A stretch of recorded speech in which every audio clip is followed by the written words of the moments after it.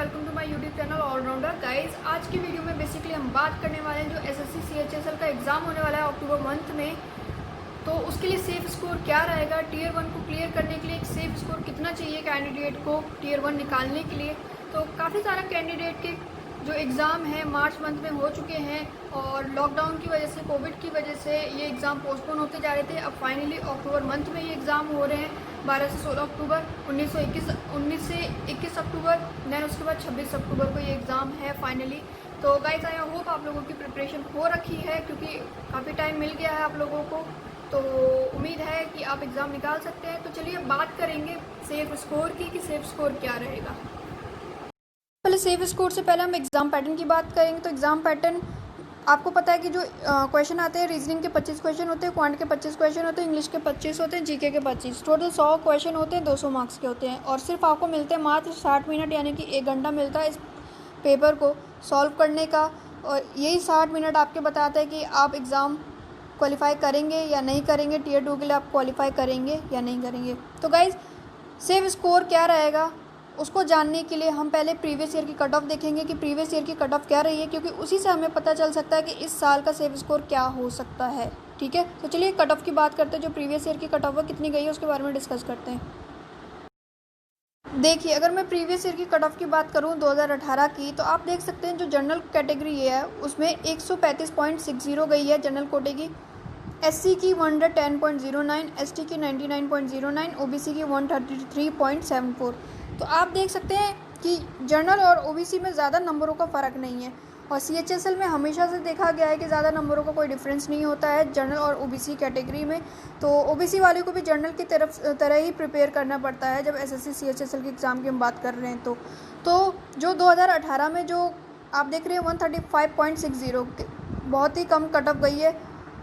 और 2017 की अगर बात करें तो 2017 के आप जनरल कोटे में देख सकते हैं 143.5 जो रही है कट ऑफ रही है, और एससी एसटी की भी देख सकते हैं आप। और ओबीसी की अगर हम बात करें 139, तो ज़्यादा नंबरों का डिफरेंस इसमें भी नहीं है, 2017 में भी नहीं है। अब देखिए 2018 में जो कट ऑफ गई है 135.60, इससे आपको ये पता चलेगा कि ये कम कट ऑफ जाने का रीज़न है कि पेपर टफ था। ठीक है, पेपर डिफ़िकल्ट था, इस वजह से कट ऑफ 135.60 तक सीमित रही है। मगर आप 2017 में आप देखेंगे 143.5 जाने का रीज़न यही है कि paper easy to moderate level का आया था। अब बात करते हैं जो 2019 का जो पेपर हुआ था, मार्च के महीने में जो एग्ज़ाम होते हैं एसएससी सीएचएसएल के, जो कुछ शिफ्ट्स में एग्ज़ाम होते कुछ दिनों तक हुए थे, फिर बाद में तो कोविड की वजह से पोस्टपोन होते गए। तो उस शिफ्ट में आपने देखा होगा, मार्च वाली शिफ्ट में जो पेपर हुआ था उसमें आपने देखा होगा जो क्वेश्चंस आए थे इजी टू मॉडरेट लेवल के आए थे। आपका डिफ़िकल्ट लेवल का एग्ज़ाम मतलब डिफ़िकल्ट नहीं था, मॉडरेट लेवल का कह सकते हैं हम। तो इससे एक बात पता चलती है, जो ये 2019 वाला एग्ज़ाम हुआ था, मार्च के महीने में हुआ था, जितनी भी शिफ्ट में हुआ था, इससे ये पता चलता है कि 2017 के लेवल का रहा है। क्योंकि काफ़ी कैंडिडेट ने एग्ज़ाम दिया था तो उन्होंने अपना ओपिनियन शेयर किया था, अपना एनालिसिस शेयर किए थे कि हाँ paper easy to moderate level का है। तो उस हिसाब से कहा जा रही है कि जो कट ऑफ है 2017 की कट ऑफ से जस्ट 4 या 5 नंबर आगे हो सकती है। ठीक है, तो अगर मैं बोलूँ इस बार 2019 की कट ऑफ जा सकती है वो 150 से नीचे ही होगी, 150 से नीचे होगी कट ऑफ आपकी, हो सकती है 147, 148 हो सकती है या 146 तक हो सकती है। तो 4-5 नंबरों का फ़र्क आने वाला है इस साल की कट ऑफ में। ठीक है, इस साल की कट ऑफ में 4-5 नंबरों का फ़र्क आएगा क्योंकि पेपर जो मार्च में रहा है वो इजी टू मॉडरेट रहा है। इस शिफ्ट में अगर इजी टू मॉडरेट रहेगा तो जो आपका कट ऑफ है वो 150 से नीचे बनेगा, अप्रॉक्स 146 टू 148 के बीच में कट ऑफ रहने वाली है आपकी जनरल कोटे की। और एससी ओबीसी की अगर मैं बात करूं तो इनके भी जो कट ऑफ रह सकती है इस बार 142 143 हो सकती है। तो आप देख लीजिए इस बार जो आपको मेहनत करनी पड़ेगी, जिसने प्रिपरेशन करी है उसको पता है कि ये कट ऑफ लाना डिफ़िकल्ट तो नहीं है मगर इजी भी नहीं है। जिसने प्रिपरेशन करी है वो शायद अचीव कर सकता है, इस कट ऑफ को मीट कर सकता है। तो गाइज़ अगर इस बार अगर 146 148 का टारगेट नहीं रखोगे तो बहुत ही मुश्किल हो जाएगा टीयर 2 के लिए क्वालिफाई करना। तो अगर आपको टीयर 1 क्वालिफाई करना है तो आपको इतना तो लाना ही पड़ेगा। तो जो अभी मॉक टेस्ट दे रहे होंगे, जो भी कैंडिडेट मॉक टेस्ट दे रहे होंगे, अगर आप लोग अगर मॉक टेस्ट में 140 तक लेके आ रहे हैं तो समझ जाइए कि अभी आपको 10 नंबरों के लिए और प्रिपेयर करना है, ठीक है। क्योंकि पेपर में जाके ऑटोमेटिकली 150 से नीचे ही कट ऑफ आएगी, और हो सकता है पेपर में आपको 150 से नीचे ही, क्योंकि कुछ प्रेशर का भी कारण होता है, कुछ स्ट्रेस होता है कि पेपर में कुछ ना कुछ गलतियां हो जाती हैं, ठीक है। तो इस वजह से आपके जो मॉक में आ रहे हैं 130 140 तक आ रहे हैं, तो इसका मतलब आपको 10 नंबरों के लिए और प्रिपेयर करनी है। आपको अपनी 10 नंबर में जो कमियां हैं उसको ढूंढना है कि कहाँ पे कमी है। तो कम से कम आपको मॉक में भी 150 का टारगेट रखना ही है। अगर आप 150 का टारगेट रखेंगे तो आपको 140 तक अचीव होगा मॉक में भी। तो इस हिसाब से आपको टारगेट सेट करना है कि आपके 145 टू 148 तक आपकी मार्क्स आ जाएं। ऐसे ही आपको मॉक में भी आपको 150 अगर मैं बोल रही हूँ तो 160 तक का टारगेट रखिए। आई नो कि टारगेट ये जो कहने में इजी लग रहा है, करने में डिफ़िकल्ट है, बट जो प्रिपेयर कर रहा है कैंडिडेट काफ़ी टाइम से, काफ़ी सालों से, आई थिंक वो निकाल सकते हैं। तो देखिए, अगर मैं हर सेक्शन की बात करूँ, चाहे वो रीजनिंग हो, ठीक है, चाहे वो रीजनिंग हो, चाहे वो मैथ्स हो, चाहे वो इंग्लिश हो, चाहे वो आपका जीके हो, तो रीजनिंग, मैथ्स, इंग्लिश, जीके, तो इसमें अगर रीजनिंग में कम से कम अगर आप 45 मार्क्स तक नहीं लेके आएंगे तब तो दिक्कत हो जाएगी, ठीक है। आप जो जनरल कैटेगरी के कैंडिडेट हो तो प्लीज़ ध्यान से सुनिएगा। अगर 45 मार्क्स तक रीजनिंग में नहीं लेके आ रहे तो आप समझ जाइए कि आप बहुत ही ज़्यादा मतलब एक डिफ़िकल्ट पोजीशन पे खड़े हैं।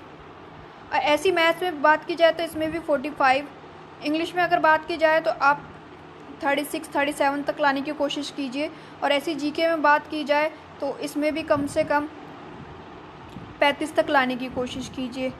अगर आप रीजनिंग में या मैथ्स में कहीं पे 5 नंबर कम भी कर रहे हैं तो कुछ ऐसा सेक्शन चूज़ कीजिए जहाँ पे वो 5 नंबर, जैसे मान के चलिए आपके रीजनिंग में 40 आ रहे हैं, ठीक है, 45 नहीं लेके आ पा रहे हो, 40 आ रहे, तो ये 5 मार्क्स आप ऐसे सेक्शन में एडजस्ट करने की कोशिश कीजिए जहाँ पे आप स्कोर कर सकते हैं। कई कैंडिडेट जीके में कर जाते हैं, कई कैंडिडेट इंग्लिश में कर जाते हैं, और मोस्टली कैंडिडेट रीजनिंग में एडजस्ट कर लेते हैं ये मार्क्स, ठीक है। जो छूटने के चांसेस होते हैं वो मैथ्स में होते हैं, क्योंकि टाइम कम होता है, क्वेश्चंस अच्छे होते हैं, अच्छे लेवल के होते हैं। तो आपको अपने हिसाब से ये मार्क्स एडजस्ट करना पड़ेगा।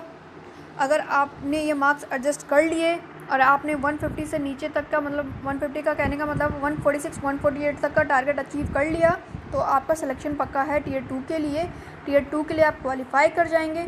तो गाइस, कंपटीशन बहुत ज़्यादा है, डे टू डे कंपटीशन आप लोगों को पता है बढ़ता जा रहा है, और जो लेवल है एग्ज़ाम का वो भी बढ़ता जा रहा है, क्योंकि कैंडिडेट अपडेट होते जा रहे हैं, तो इस वजह से लेवल भी बढ़ेगा ही बढ़ेगा। तो आपको आपका टारगेट अब पता चल गया है आपको करना क्या है। तो जैसे अगर मैं जनरल कोटे की बात कर रही हूँ, अगर जनरल कैंडिडेट को 150 से नीचे का टारगेट दिया, यानी कि 148 147 तक का टारगेट दिया, तो ओबीसी को 2 या 3 नंबर जनरल कोटे से कम कर लीजिए, 145 प्लस का टारगेट होगा उनका भी, 145 146 तक का टारगेट हो सकता है, ठीक है। ऐसी एससी में आपका 126 127 तक का हो सकता है। एसटी में अगर मैं बात करूं तो उससे कुछ मार्क्स आप कम कर लीजिए, तो यही ज़्यादा डिफरेंस नहीं होने वाला है एससी एसटी में भी, और ओबीसी जनरल में भी कोई ज़्यादा डिफरेंस नहीं होने वाला है।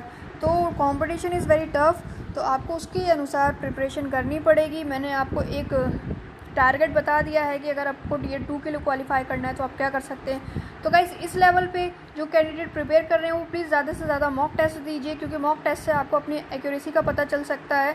और इस एग्ज़ाम में मैटर ही क्या करता है, आपकी स्पीड ही मैटर करती है। स्पीड के साथ आप कैसे क्वेश्चन अटैम्प्ट कर रहे हैं वो ज़्यादा मैटर करता है। करेक्ट अटैम्प्ट मायने रखते हैं। नेगेटिव मार्किंग से आपको बचना है। नेगेटिव मार्किंग तो बिल्कुल सोचना ही नहीं है नेगेटिव मार्किंग लाने की, ठीक है। तो अटैम्प्ट कीजिए, एक्यूरेसी पे अपने ध्यान दीजिए। तो बस यही बताना था, एक सेफ़ स्कोर आप लोगों को बताना था इस वीडियो में क्या हो सकता है, एक टारगेट आपको बताना था। आई होप मैंने वो टारगेट आप लोगों को क्लियर कर दिया है। अगर आपको कुछ और भी पूछना है, अभी मैंने जस्ट टियर 1 का बताया है, बाकी का मैं टियर 2 टियर 3 का मैं बाद में मर्ज करके बताऊँगी कभी वीडियो में, आने वाली वीडियो में, ठीक है। तो बस आज की वीडियो में मैं इतना ही बता रही हूँ। गाइस, आप लोगों को ये वीडियो पसंद आई होगी। अगर आपको ये वीडियो पसंद आई है तो लाइक ज़रूर कीजिएगा, साथ ही साथ इस वीडियो को शेयर ज़रूर कीजिएगा। और अगर आपको ये वीडियो पसंद नहीं आई तो आप डिसलाइक कर सकते हैं, और कमेंट सेक्शन में ज़रूर बताइएगा कि आपको ये वीडियो क्यों नहीं पसंद आई है। और जिसको भी क्वेरीज है, कुछ भी चीज़ें पूछनी है, कोई भी क्वेश्चन पूछना है तो आप कमेंट सेक्शन में पूछ सकते हैं। इससे रिलेटेड क्वेश्चन, इस वीडियो से रिलेटेड क्वेश्चन आप पूछ सकते हैं कमेंट सेक्शन में। तो गाइस इस वीडियो में मैं बस इतना ही बोलना चाहूँगी। और हाँ, जो भी मेरे चैनल पे नए हैं, नए यूज़र्स हैं, वो प्लीज़ इस चैनल को सब्सक्राइब करना मत भूलिएगा और साथ ही साथ बेल का आइकन प्रेस ज़रूर कीजिएगा। इससे क्या होगा, जो भी मैं फ्यूचर में वीडियोस बनाऊंगी उसकी नोटिफिकेशन आप तक आएंगी। तो प्लीज़ गाइस चैनल को सब्सक्राइब ज़रूर कीजिएगा, ठीक है। तो अब मिलेंगे नेक्स्ट वीडियो में, तब तक के लिए बाय एंड टेक केयर।